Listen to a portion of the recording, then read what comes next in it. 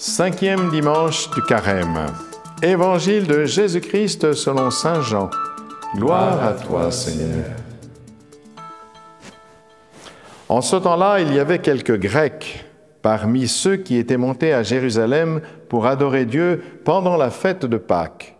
Ils abordèrent Philippe, qui était de Bethsaïde en Galilée, et lui firent cette demande. « Nous voudrions voir Jésus. » Philippe va le dire à André, et tous deux vont le dire à Jésus.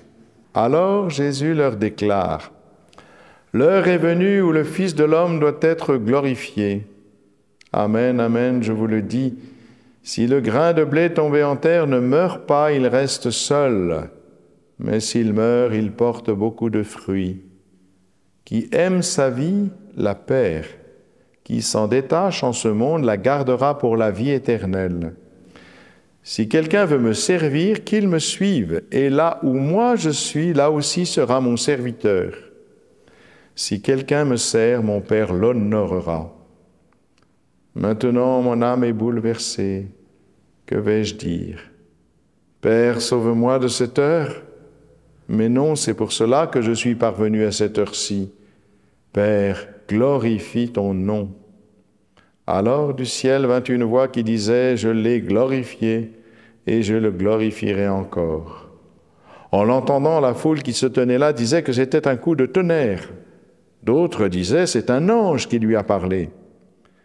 Mais Jésus leur répondit, ce n'est pas pour moi qu'il y a eu cette voix, mais pour vous.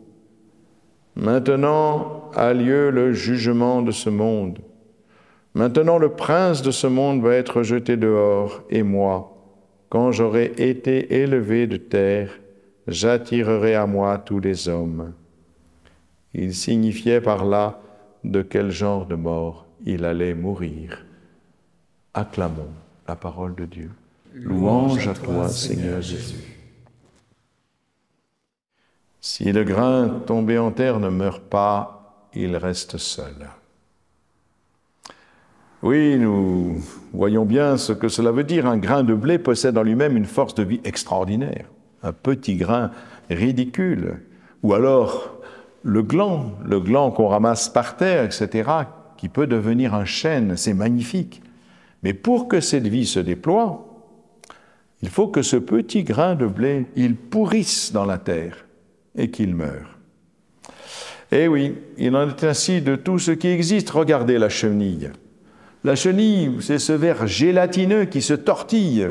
Eh bien, il va disparaître dans la chrysalide pour donner ce magnifique papillon qui va butiner les fleurs. Et, frères et sœurs, cette cellule initiale qui a commencé la vie de chacun d'entre nous, nous fûmes aussi cette cellule initiale qu'on appelle zygote et qui est issue de la rencontre entre les cellules germinales de l'homme et celles de la femme. Vous voyez, eh bien, spermatozoïdes et ovules disparaissent pour laisser place à ce qui donnera un embryon, puis un fœtus, puis un bébé, puis un enfant, puis un adolescent, puis un adulte. Ce chef-d'œuvre qui est un adulte, frères et sœurs. Eh bien, vous voyez, la graine, la larve, l'embryon sont chacun un tout qui possède la vie en soi. La vie est une. Elle est une émergence qui naît de la mort apparente. Oui, on a l'impression que quand on plante cette graine, elle meurt, mais elle va porter beaucoup de fruits. Cette vie, cette merveille est donnée. Voyez, c'est un don magnifique que la vie. On ne sait même pas comment elle est apparue. La probabilité pour que la vie apparaisse sur la terre est infime, infime. C'est quasiment un miracle. Et cette vie donnée, bien voyez-vous, il faut qu'elle soit reçue. Et la vie, quand elle est reçue, il faut qu'elle soit transmise. C'est l'ordre de la nature, tout simplement. Regardez autour de vous, puisqu'aujourd'hui, on aime beaucoup observer la nature. Mais je crois que le Seigneur nous appelle à davantage. Il ne suffit plus d'accueillir la vie et de la transmettre, comme le font au fond les plantes et les animaux. Il s'agit de participer à l'œuvre créatrice de Dieu. Peut-être avez-vous remarqué que, en général, les scientifiques, les médecins, les biologistes disent, à propos des animaux, ils parlent de reproduction. Mais sans le savoir, ils disent quelque chose d'extraordinaire à propos de l'homme, ils parlent de procréation. Eh oui, étonnant, hein?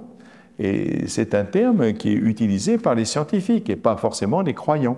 Donc procréation, il s'agit de participer à l'œuvre créatrice de Dieu. Mais quelle est cette œuvre créatrice de Dieu?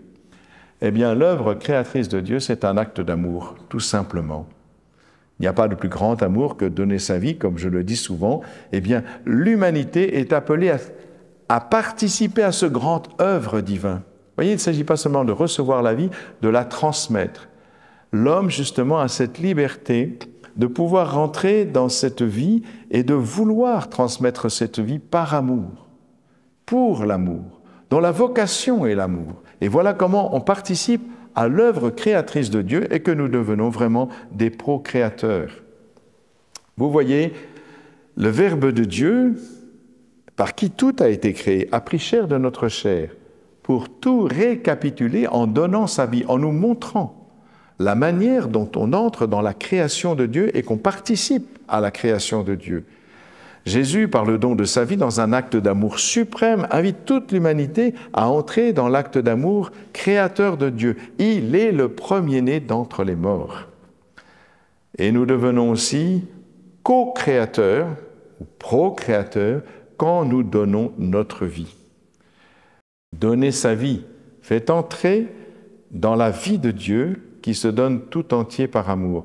Et voilà ce que veut dire la phrase de Jésus que nous venons d'entendre dans l'Évangile, qui aime sa vie la perd, qui s'en détache en ce monde la gardera pour la vie éternelle. C'est-à-dire que je ne m'approprie pas cette vie. Cette vie, c'est un don de Dieu. Et ce don de Dieu m'a été donné pour que j'entre dans un amour plus grand que moi, un amour justement qui va me permettre d'entrer non plus dans la vie organique que je possède, mais dans la vie éternelle que Dieu me donne. Voilà pourquoi, si je me recroqueville sur ma vie, bon, on peut se recroqueviller, aimer sa vie, c'est quoi? Ben, c'est se recroqueviller sur soi, avec pour leitmotiv ce qu'on entend à longueur de journée. C'est ma vie, j'en fais ce que je veux. Choix égoïste et indifférent au mal qu'il peut entraîner. Au contraire, par rapport à cela, donner sa vie, c'est l'offrir par amour de Dieu au service de tous. Vous voyez, c'est justement le sens même de la nouvelle alliance dont parle le prophète Jérémie dans la première lecture que nous avons eue ce dimanche. Ce n'est pas un ensemble de règles qui régit la vie en société, c'est la loi de l'amour. Ma loi, je l'inscrirai dans leur cœur, la nouvelle alliance que Dieu imprime dans le cœur des hommes, cet amour indélébile. Frères et sœurs, nous approchons de Pâques. Alors il nous faut entrer dans la vraie gloire, celle de la glorification du Fils éternel, qui, en mourant justement par amour, nous permet de ressusciter avec lui et d'accueillir justement cette vie au-delà de la vie. Amen.